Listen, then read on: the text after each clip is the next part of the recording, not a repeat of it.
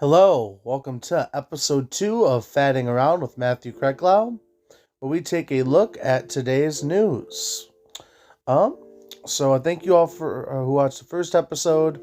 Please check out the other music on the channel, and please, of course, like, comment, and subscribe. So today we are going to start with the main story on everyone's mind, of course, the Alec Murdaugh murder trial. The headline on CNN is prosecutors say Alec Murdaugh was the only one with motive.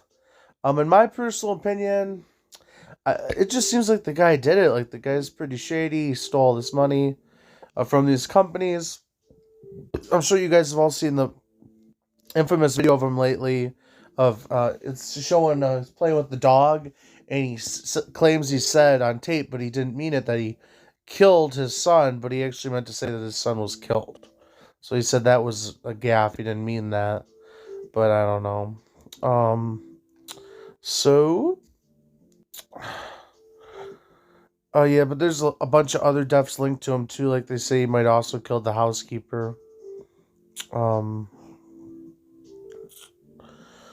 Yeah.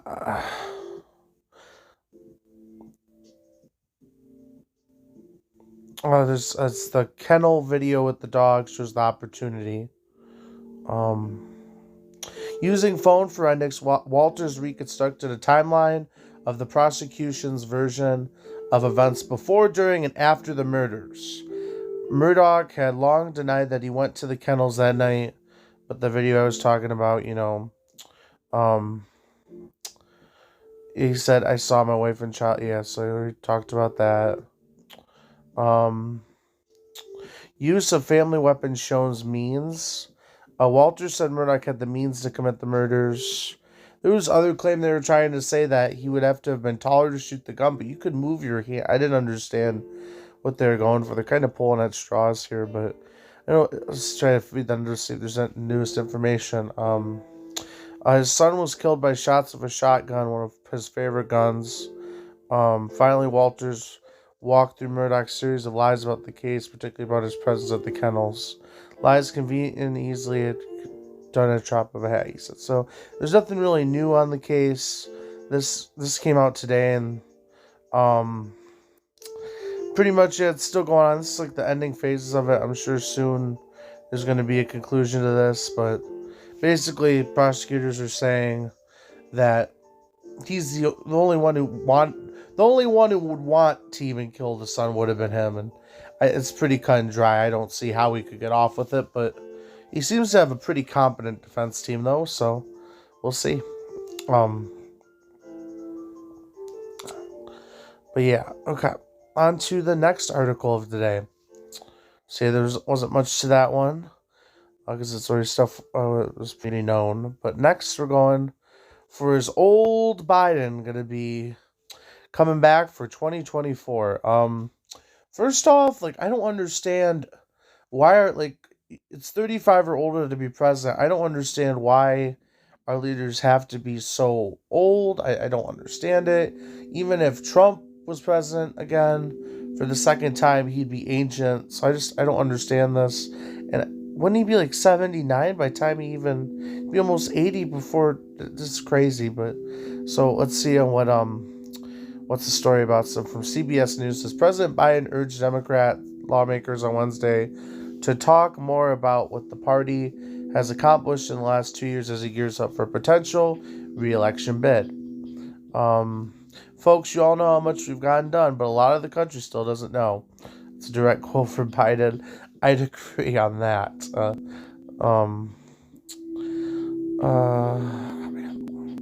Is that really all there was to this article?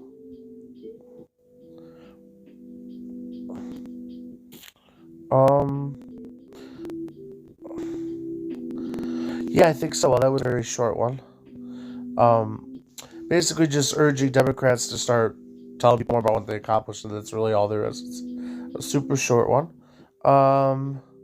Next, COVID-19 conspiracy soar after latest report on it actually coming from a lab.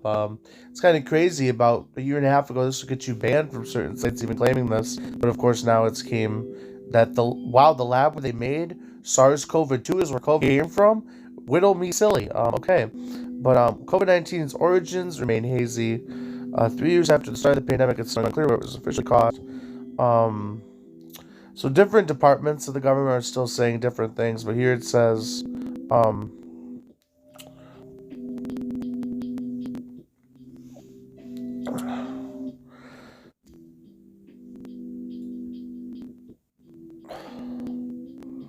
that far from the energy department's report is that many attempts by scientists to identify the origin, which has now killed nearly 7 million people.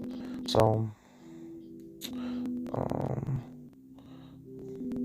here's some stuff. When it comes to COVID-19 misinformation, any new report on the virus's origin quickly triggers a return of misleading claims about the virus. So basically, this is just about how there's a lot more conspiracy theories going on now, even though it's always been big in the conspiracy theory community. But yeah, okay, so on to the next one. Kind of like a rapid fire thing going on today. Let's go with Michigan State to restrict building access. So of course, I live in Michigan, and this story really hit me home. It's pretty sad. Of course, Michigan State was shot up by some random guy recently. So it's just public access to most buildings will be restricted starting March 13th. This is probably a good move. This is a sad move, but I think what they're adding is they're going to make you have to use your campus ID card, like scan it to get in, which I think makes a lot of sense. And it's just like some extra security measures. Looks like the shooter was a 43-year-old guy, so a lot of these shooters have been younger, so this is odd. Later killed himself. So a lot of these killers too recently have just been offing themselves right after the crime, which I guess is somewhat understandable, just at the fact of the immediate guilt after doing something like that, but still crazy. I don't know why anyone would do this. Obviously, it's a terrible thing. The Michigan State shootings were the latest. Will become a deadly new year in the U.S. Dozens of people have died in the mass shootings so far in 2023. 2022, there are more than 600 mass shootings, and this year is already keeping on pace to have even more by next year, so that's terrible. So obviously, I think these are the right measures. It's kind of weird that they already didn't make you do an ID scan to go into the building, and maybe, I don't know if that would have helped people's lives in that specific situation, because I think people were shot outside of buildings in that scenario, but I'm not for sure on that, but yep. So next, something very near and dear to my heart. I don't know if y'all remember this, and of course, I'm fanning around with Matthew Kreklau. This is news that we all were waiting for. Of course, KFC is bringing back the Double Down sandwich for nearly 10 years. We can all have our favorite greasy 2 fried patties of chicken with the delicious cheese and bacon in the middle. That's going to be great.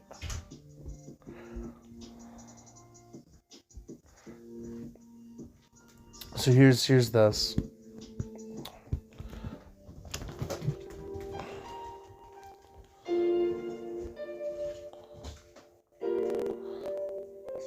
Opportunity for you to like, comment, and subscribe, please. Today's the day I double down and demand 2 meaty fillets, 2 slices of cheese, and 2 pieces of bacon.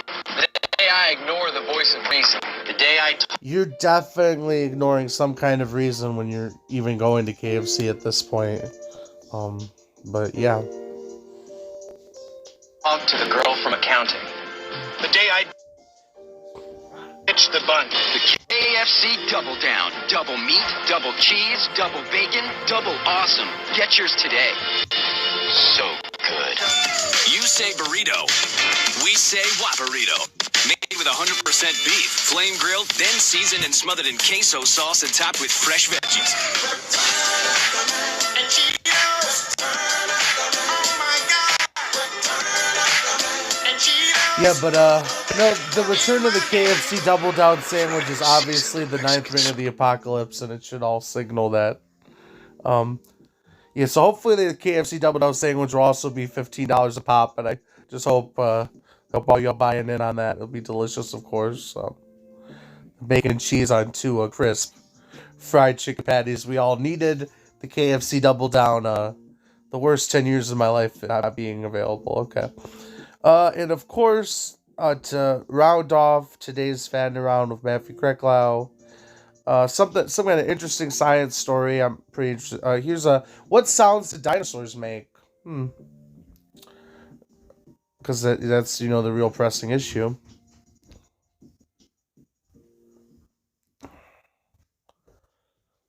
From the people who could be reporting to you what's actually going on in Ukraine, but no, they're spending their time telling you what dinosaurs sound like. It's the New York Times. Let's see what did they sound like. So, a new study of a fossilized ankylosaur suggests it could have uttered bird-like calls, and it got cute little CGI dinosaur there, and it kind of is showing like its vocal cords and kind of like what makes the sounds and stuff. That's cool. Yeah, so I guess they're sounding like little chirpy birds.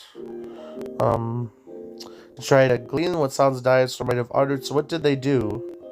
I guess they just kind of heard some sounds from crocodiles and kind of they can assume since crocodiles have a similar biology and throat that's kind of what they sounded like. So it's kind of where again. So they obviously in the Jurassic Park dinosaurs to life to get the sounds. We're just assuming that crocodiles have close enough biology that they sound similar. Has to do with the larynx bones and the throat. So you had like a small bird squawk sound. Well, that was so interesting. My goodness. Who knows how much you're giving to Ukraine? Maybe they'll tell us that next week. So on to the final things of the day. Let's see here. Okay, we have one more story, and then we're getting on to the main title card of the episode. So next, a man found dead, woman in police custody, and this is the next tragedy. So tragedy alert, here we go. March already started off with a bang, as they say, as the Missouri Highway Patrol says a man was found dead and a woman in custody after a stand-up happened. This was 10 o'clock on Tuesday night. So yeah, basically, I don't know much to really say about it other than, there's a huge mental health crisis going on with this stuff, and it just says it's literally developing. Because there's literally nothing more to tell you other than 3 officers were shot. And they were all expected to survive. And this happened when they were called to somebody's house. So I guess a woman's in custody, and I guess she might have shot. This story is literally telling you nothing about it, but it's mainly the main reason I pull up this article is just to make a statement about how hopefully his mass shootings will stop. And I already made a comment about that Michigan State shooting. And now to round it out, guys, the only thing that's going to save us, I think, is Opal the white squirrel. So the Sarnia Journal, living in the Detroit area, we're right next to Sarnia. It's like literally hour and a half drive away. And they have a photo of the day for their local web journal. And I think it's going to save us, guys. I think it's Opal the squirrel and his cute little paws. I think it's what's going to save us. He's pretty cute. Who needs International Women's Day when we got Opal? He's very cutie. He's in the leaves. He's causing mischief. We all love Opal. I've been looking for white squirrels at the German Park for many weeks now, or the Germain Park. I finally had success in snapping a few photos. I did throw her peanuts, but she was fast on her feet. Look at that little Opal. How cute. Opal's going to save the day, of course. It's believed white squirrels are so rare because their bright color stands out. It makes them easy targets. Oh no, Opal's the easy target. Well, honestly, guys, I want to end it on Opal, and I think Opal is going to save the day. All hail Opal the squirrel. This has been episode 2 of Fatting Around with Matthew Kreklau. I hope everyone enjoyed it. If you guys are enjoying this, want to see other series, want to see the other music on the channel, please check it out. Please give a like, comment, and a subscribe, and have a wonderful evening or morning. And these will all be coming out around 5 p.m. Eastern every day. Bye, guys.